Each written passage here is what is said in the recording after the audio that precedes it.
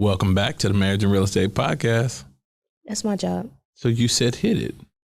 Oh, no, I was just like, welcome back to the Marriage and Real Estate Podcast. I'm your host, Aisha Shelton, joined by my handsome husband, Kevin Shelton. Boom, your girl changed it up. All right. Every week it's something different. Is it? I'm it's like waking up with a new wife every week. Okay, a new podcast wife every week. Yeah, I don't know if I like that. Okay, well, welcome back, y'all. Welcome back. Today we get to talk about credit. Get your credit right or wrong.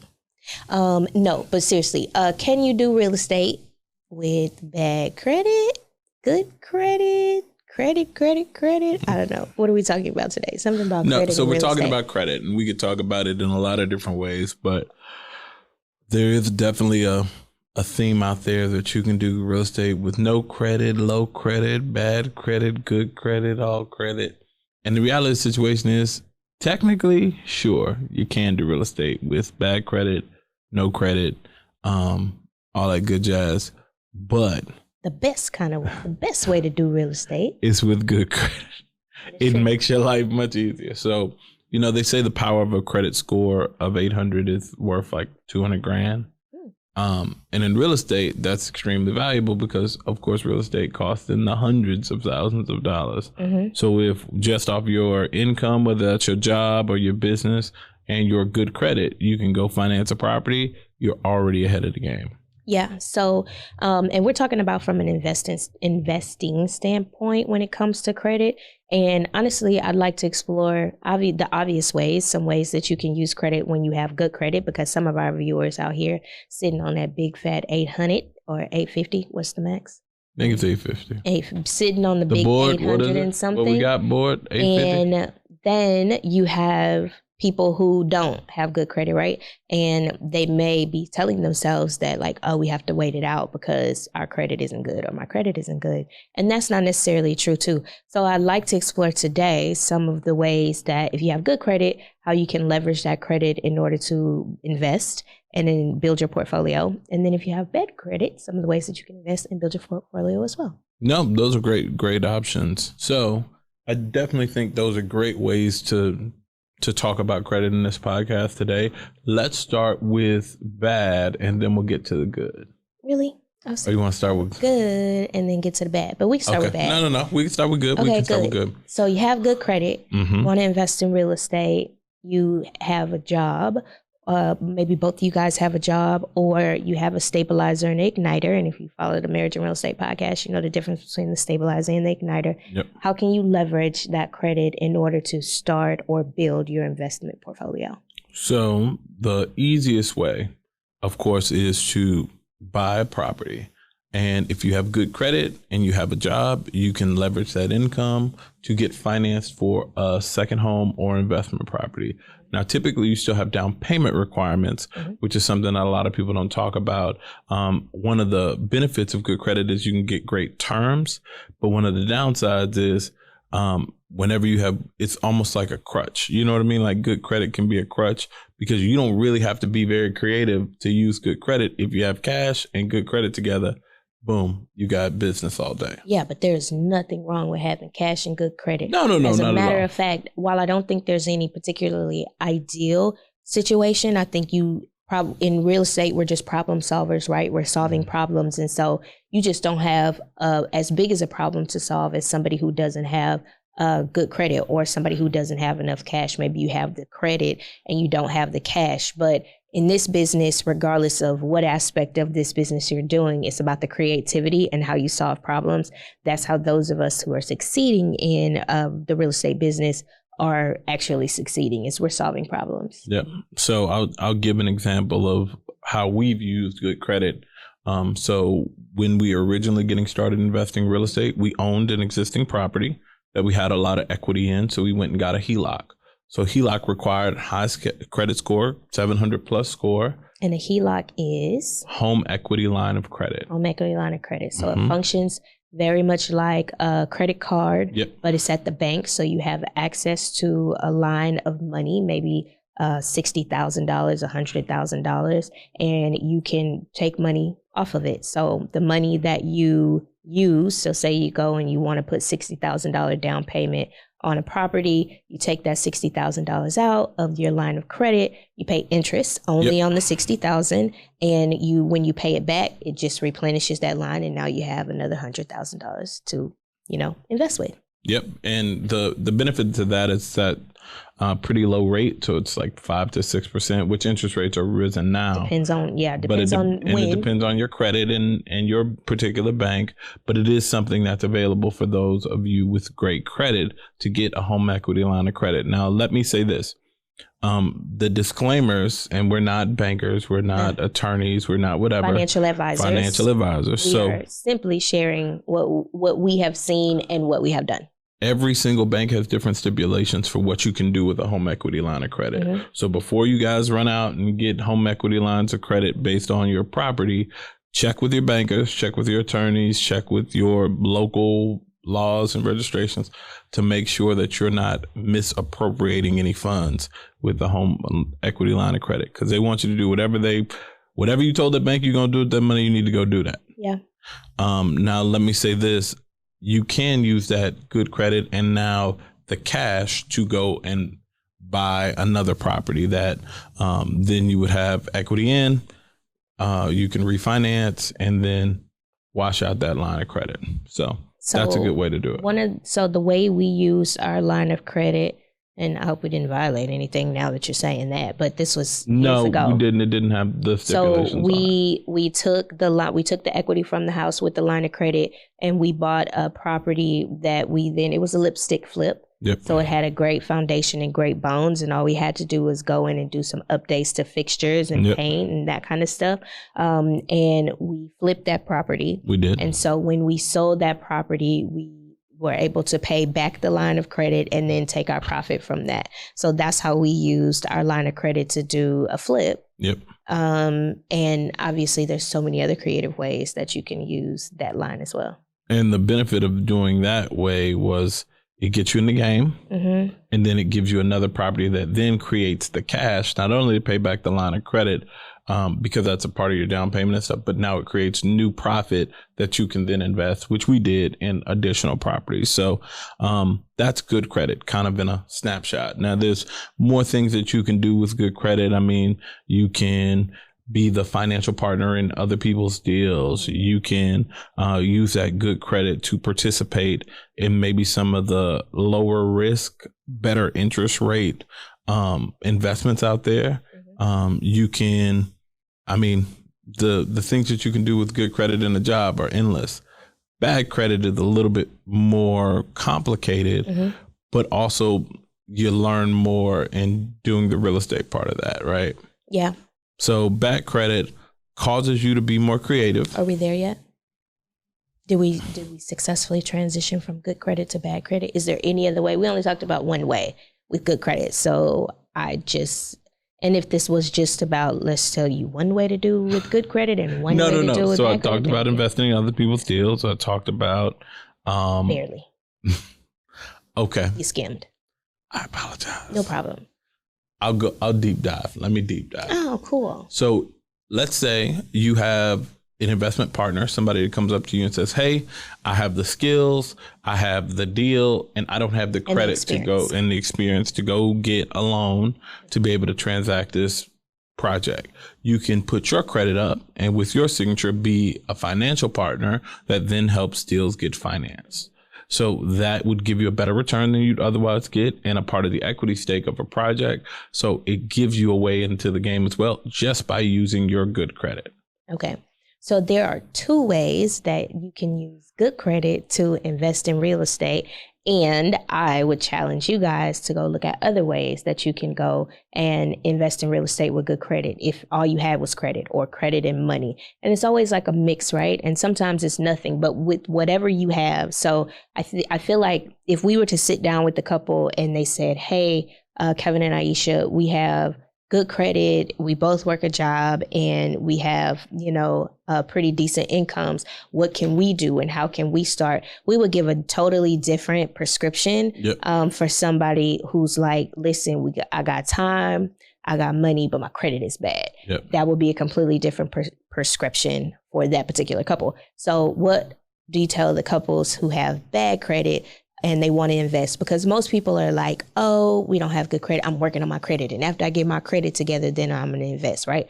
I always think the time is like right now. You just have to find a way to find a solution so that you can get in the game right now, because that does take time. And the less time that you're in the market is the less money that you're making. And so you want to be creative enough to find ways to get into the real estate market. So you got a couple, and this couple comes to you, they got bad credit, they got money, but they have and time. What are you going to advise them to do? So time, money, bad credit. Yeah.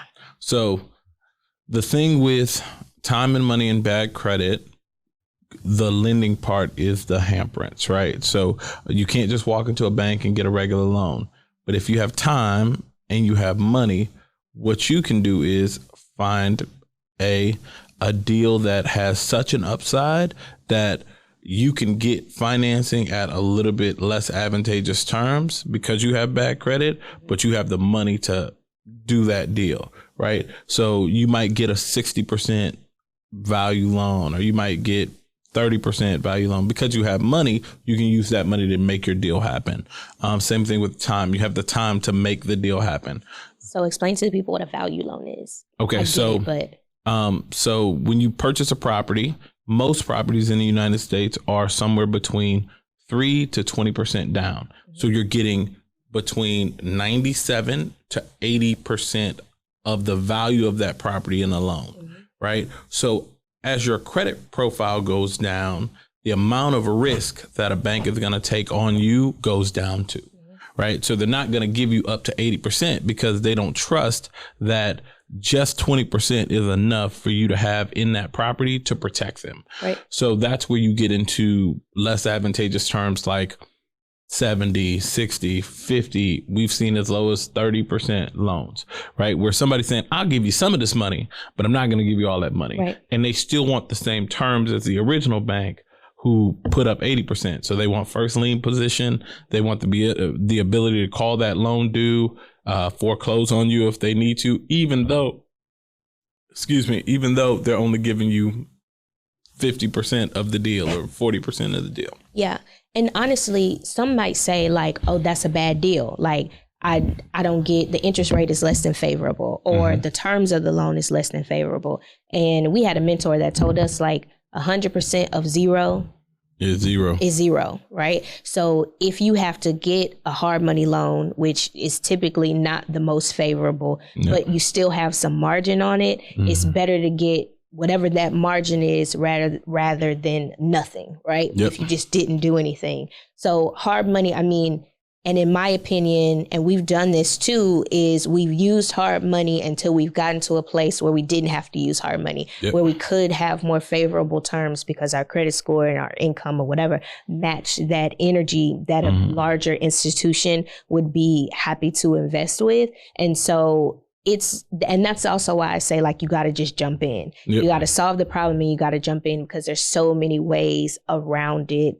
And so many opportunities. And there's an opportunity that exists for everybody. So there is no perfect situation yep. for when and how you should start investing. You really just need, in my opinion, exposure, which mm-hmm. I feel like marriage and real estate, society, and talking to people that do what it is that you want to do, talking to Kevin and I about what you want to do, those things help to like open your eyes and enlighten you. And everybody's situation is different. Like everybody, yeah. The path, if there was a straight path, then everybody would take it. But each couple and each situation kind of needs a little bit of tweaking here. It's like a DJ board, you know? With all the knobs. It's like a soundboard. Everybody has a little tweak here. You should to find everybody's voice, you need to tweak all the knobs. Yeah. So that's a good analogy. Yeah. So, I mean, credit should not be a hindrance for why you don't invest.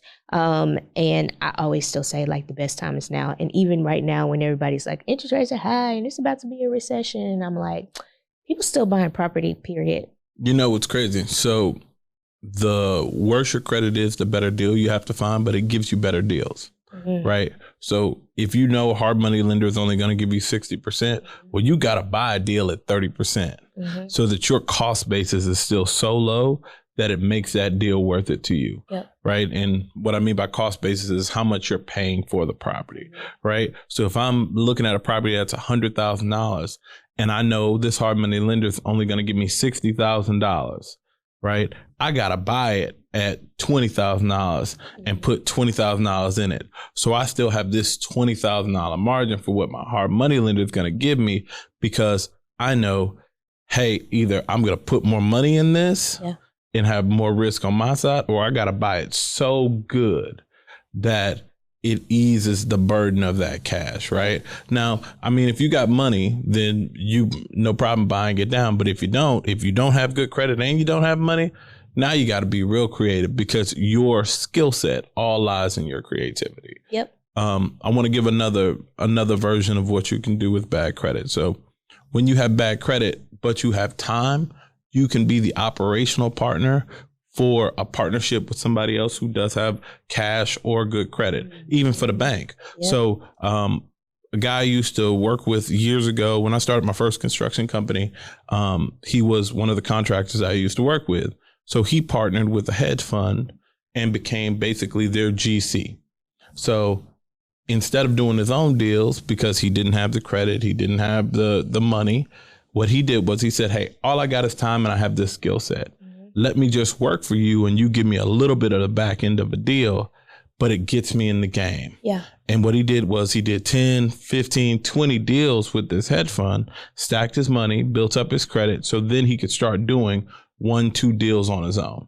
And that was a way that he overcame his bad credit and still used it to make money until he was able to get back on that horse. And that's my thing too. Like, even if you have bad credit, you want to get in the game so that you can amass that cash so that you can fix your credit, right? Yep. And so while you're fixing your credit, and you don't have good credit, you should still be having a plan to bring that credit up so that you can have more favorable terms, right? Always. And so you're making a little bag every time you refinance or flip or whatever it is that you're doing. And then you improve your credit by paying stuff off or down or whatever those tactics are that improve your credit. And then you can have more favorable terms. And then you'll be clearing more of a profit than you did at the beginning. But you're still making a profit and you're moving, right? So that might be adding rentals to your portfolio. Yeah. So that's why I'm saying, like, don't wait, because if you were to wait until your credit got right or good, and that took you 2 years or 3 years, that's no properties being added to your portfolio or no cash being added to your coffers. But if you were to invest with bad credit and the terms are worse, the interest rate is not as great as this one, so it's a little bit skinnier, but just a little bit skinnier, you're making money that entire time. So for those of you that are waiting, that are just like, we need to get this, and this done, stop waiting, because those of us that are not waiting and are being creative, we're creating capital, we're building our portfolios. And when we both get to the same place, because my dad says this all the time, in 5 years, it'll still be 5 years. So whether you do nothing or you do something during that time, either you're going to have something after 5 years or you'll have nothing and just be starting. So, I mean, don't let credit hold you back. No, and I think people think credit is more static than it actually is, right? So credit is fluid. You do all these things like you're saying, and you work on it. As you work on it, it's going to get better, and then you'll have more opportunities. But it is all time in the market. You know what I mean? So, no, I agree with you wholeheartedly. Yeah, that was a good topic. No, good job. Shout out. Good job, soundboard. Sound man. Sound man. Thanks, Latif. Thanks. I mean, it's funny. I was trying to put the man name out there. Oh, I don't think you must. So we came in here, and some days we come in here and we're like ready, and we know exactly what we want to give you guys. And other days we sit down in this chair and we look at each other and we go, what do you want to talk about? So, most days. Okay, well, I'm trying to make it sound a little bit better than it is, but that's okay. So we asked Latif, we were like, what should we talk about today? And it's kind of like those battle rappers where they throw out one word and then a whole verse or song comes out of it. So that's what this was, right? It was one word. He was like, credit. And we related that to real estate and investing. And here we are almost 20 minutes later talking about the value of good and bad credit and how you should start investing. The good, the bad, the credit. The good, the bad, the credit of it all. The credit of it all. I like that. And I'm good. You are. Well, wrap us up, Miss Good. This has been the Marriage and Real Estate Podcast with your hosts, Kevin and Aisha Shelton. Until next time. We out.